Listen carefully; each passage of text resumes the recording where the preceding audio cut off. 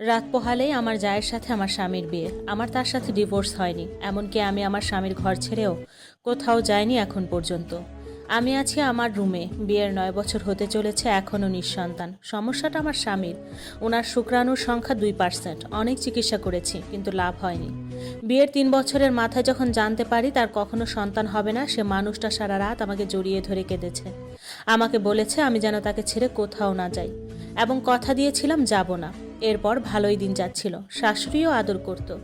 কিন্তু একদিন আমার ভাসুর হঠাৎ ঘুমের মধ্যে ব্রেন স্ট্রোক করে মারা যায়। তারা আলাদা বাড়ি করেছিল, সেখানে থাকতো। আমার ভাসুর মৃত্যুকালে 12 বছরের একটি ছেলে এবং 3 ও 5 বছরের 2 মেয়ে রেখে যায়।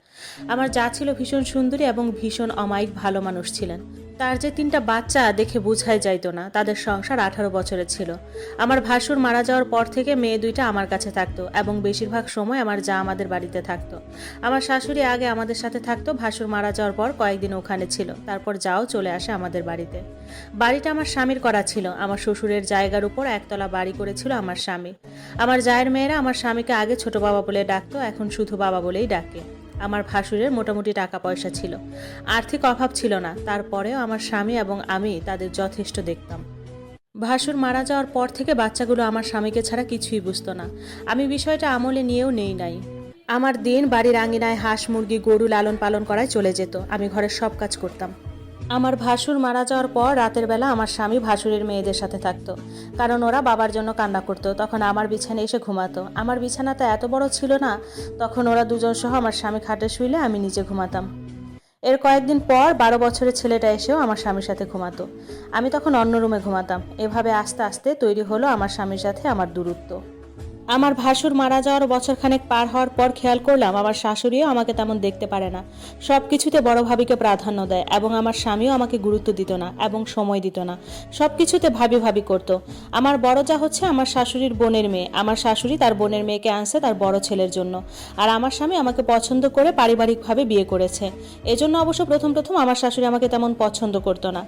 ভাসুর মারা যাওয়ার বছর পার হওয়ার পর তারা আবার তাদের বাড়িতে চলে গেল, সাথে আমার শাশুড়িও গেল। আমি একা হয়ে গেলাম। আমার স্বামী বাজার করে দিত, রাতে বেশিরভাগ সময় ওখানে থাকতো।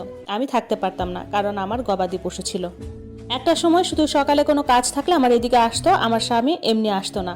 আমিও চুপচাপ সহ্য করেছি, কারণ ঝগড়া করলে আরও ঝামেলা হতো এবং মারামারি হতো।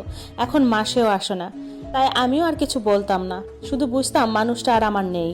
একদিন আমার শাশুড়ি আর আমার স্বামী বাড়িতে এসে বলে, তুমি জানো আমার ছেলের কখনো বাচ্চা হবে না। আমার বড় ছেলেও মারা গেছে। আমি চাইছি বড় বউর সাথে আমার ছেলের বিয়ে দিয়ে সাথে 3টা সন্তান পাবে। আমাকে 3 লাখ টাকা দিয়ে দিবে, আমি যেন চলে যাই। যদি থাকতে চাই থাকতে পারবো, এরকম বলল। আমি ততদিনে বিষয়টা আন্দাজ করতে পেরেছি এরকম কিছু হবে। আমি আমার স্বামীকে কিছুই বলিনি, কারণ তার সাথে আমার এক আকাশ অভিমান জমা হয়েছিল। আমি গরিবের মেয়ে, একটা অসুস্থ মা আছে, আর ভাই আছে, একটা বউ নিয়ে থাকে। আমি জানতাম এখান থেকে চলে গেলে আমার আর বিয়ে হবে না কোনো ভালো জায়গায়। আমি চুপচাপ মেনে নিয়েছি। শুধু বুকে ব্যথা হতো আর কলিজা মুচড়াতো, কোনো কান্না আসতো না। অনেক কাঁদতে চাইতাম, কিন্তু কান্না আসতো না। আর নামাজের বিছানায়ও কান্না আসতো না। তারপর আমার স্বামী আমাকে বলে, তোমাকে কোনোদিন আমি অবহেলা করব না। আমি কিছু বলিনি, শুধু হেসেছি। ওরা চলে যাওয়ার পর কান্না আসে নাই, শুধু আমার গরু ছাগল আর মুরগিগুলো জড়িয়ে ধরতাম একটু পর পর। আমার মাকে বিষয়টা বলেছি, মা শুধু বলেছিল, মা রে একটু সহ্য করে পড়ে থাক, কই আসবি বল, তোর ভাইয়ের নুন আনতে পান্তা ফুরায়। আমার ভাই বিষয় জানতে পেরে আমার শ্বশুর বাড়িতে আসে আমাকে নিয়ে যেতে। বলেছে তোকে ভিক্ষা করে খাওয়াবো, চল আমার সাথে। কিন্তু আমি যাইনি, কারণ আমি জানি ওখানের ফিউচার ভালো হবে না। এরপর তাদের বিয়ে হলো। আমার স্বামী এখানে আর তেমন আসেও না। সপ্তাহে আসে, আমার সাথে কথা বলে, আমি তেমন কথা বলি না। কাজের অজুহাত দিয়ে দূরে সরে থাকি। উনি আমার সাথে শারীরিক সম্পর্ক করতে চাইলে বিভিন্ন সমস্যা দেখায়, তখন রাগ করে চলে যায়। মাসে 15 দিনেও আসা বন্ধ করে দেয়। মন চাইলে বাজার পাঠায়, না হলে পাঠায় না। আমিও কিছু বলি না, কারণ গরুর দুধ ডিম লাগানো টুকিটাকি সবজি বিক্রি করে আমার পেট চলে।